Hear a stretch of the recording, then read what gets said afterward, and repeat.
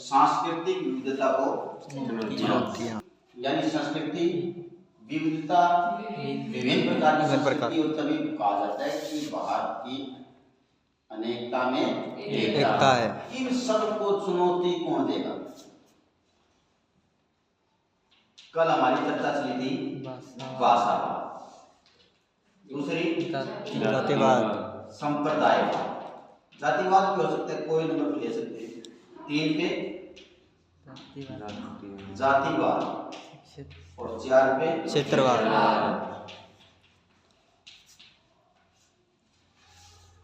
विभिन्न संस्कृतियों का देश है, विभिन्न धर्म, जाति, लोग, जनजातियां, भाषा। तो सबसे पहले आज इस टॉपिक पर हम चर्चा करेंगे भाषावाद कि भाषावाद कैसे उस भारत की जो अनेकता में एकता की जो संस्कृति है उसको कैसे तोड़ सकता है। तो मैं अभी देखो मैं बताता हूँ भाषावाद का मतलब। ये 2 देश बनाते हैं, देख बेल्जियम और श्रीलंका। ये समझो लगाओ हमारा देश है कौन सा? बेल्जियम, और ये है श्रीलंका। ठीक है, अब ये समझने की बात है कि सांस्कृतिक विविधता को चुनौती, भाषावाद। असली टॉपिक हमारा क्या है? भाषावाद, जो तुम्हारी 9th से लिखे हुए। बेल्जियम में क्या है, तकरीबन ज्यादा बड़ा देश नहीं है, 1 करोड़ लोग रहते हैं, यानी हरियाणा से भी छोटा जो पूरा देश है। और हरियाणा की आबादी कितनी है? कम से कम 3.25 करोड़। और बेल्जियम की आबादी कितनी है? 1 करोड़। एक छोटा सा देश है, लेकिन आप देखना इसमें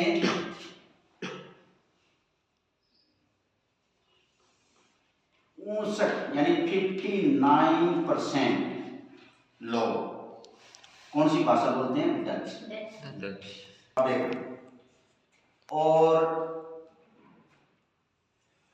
40% लोग बोलते हैं क्या है? फ्रेंच। और 1% के करीब 1% के करीब बोलते हैं जर्मन भाषा। राजधानी में भी 80% लोग तो फ्रेंच बोलते हैं और 20% लोग डच बोलते हैं।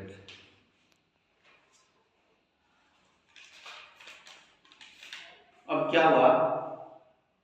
सब भाषाई लोगों को सब बराबर मान सम्मान मिल गया, यानी बेल्जियम ने लोकतांत्रिक मूल्यों को अपनाया।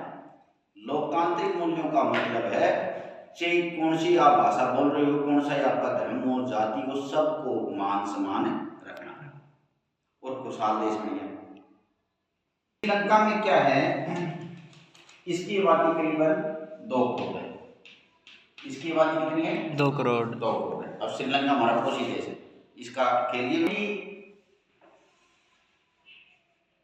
74% लोग 74% लोग एक भाषा है, कौन सी भाषा है? सिन्हाला, सिंगली भाषा ही बोलते हैं। और जो 18% लोग जो है वो बोलते हैं तमिल। अब भाषावाद को चुनौती की भाषा की बात कर रहे हैं, फिर हम एक संप्रदायवाद की बात करें। में भी 18% में भी 13% जो लोग हैं वे भी बोल तो तमिल रहे हैं, लेकिन वे कौन है? श्रीलंका के तमिल है, यहाँ के वहीं के लोग हैं। 18% में 13% कौन है? वहीं के लोग।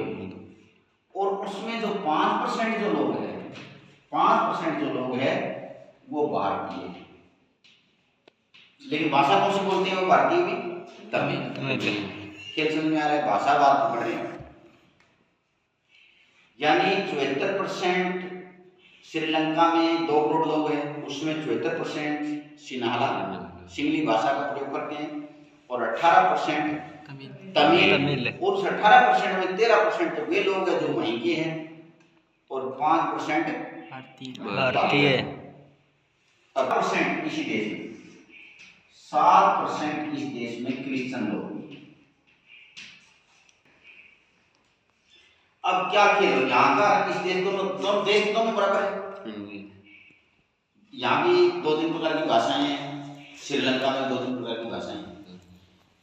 इन्होंने तो लोकतांत्रिक मूल्यों को अपनाया जैसे भारत ने अपना रखे, कोई लड़ाई झगड़े नहीं होती। और इनका खेल देखना, इन्होंने क्या किया, 1956 में एक बनाया, कानून बना दिया 1956 में श्रीलंका ने। और क्या कानून बनाया इन्होंने, बनाया इसको ऑफिशियल लैंग्वेज बना दिया गया, यानी सारे काम काज जितने ऑफिस के हैं वो किस भाषा में होंगे, सिन्हाला।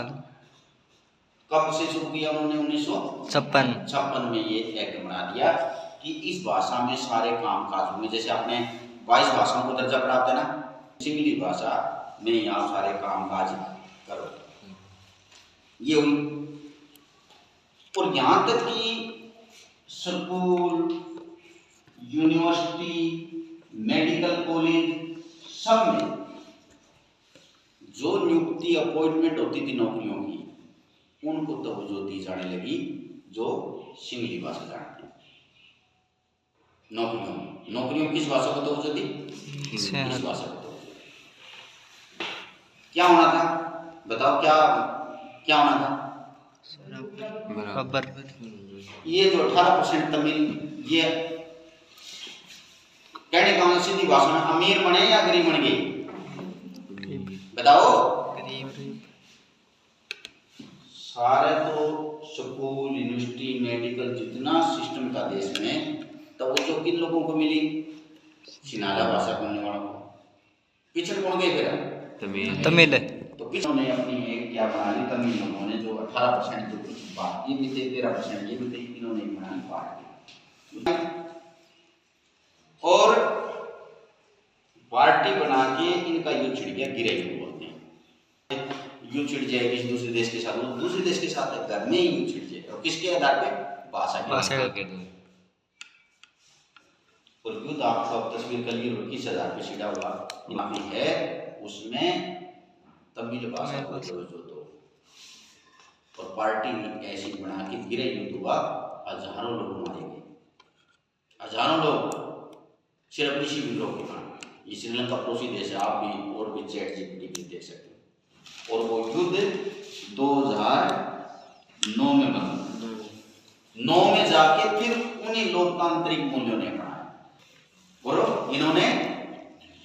तो वो जो 1956 में एक्ट बना दिया नहीं, जो इस सिंगली भाषा को जानते हैं वो यूनिवर्सिटी, कॉलेज में, स्कूल में सब जगह ये लगेंगे। वहां कह रहा है कि आप मराठी बोलो, कोई कहे नहीं आपको गुजराती बोलनी है, कोई कहे नहीं आपको यहाँ रहना है तो पंजाबी बोलो, कोई कहे नहीं यहाँ रहना है तो आपको हरियाणवी बोलो। तो उससे देश एक रहेगा या देश टूटेगा, देश टूटेगा। बस यही टॉपिक के लिए ये है भाषावाद। सांस्कृतिक विविधता व चुनौतियाँ क्या है, और भाषावाद के बारे में बताइए।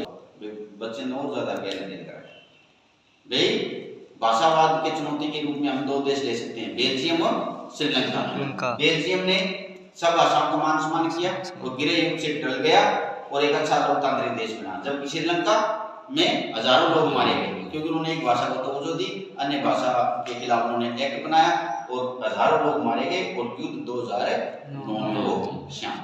ये है भाषावाद का उदाहरण।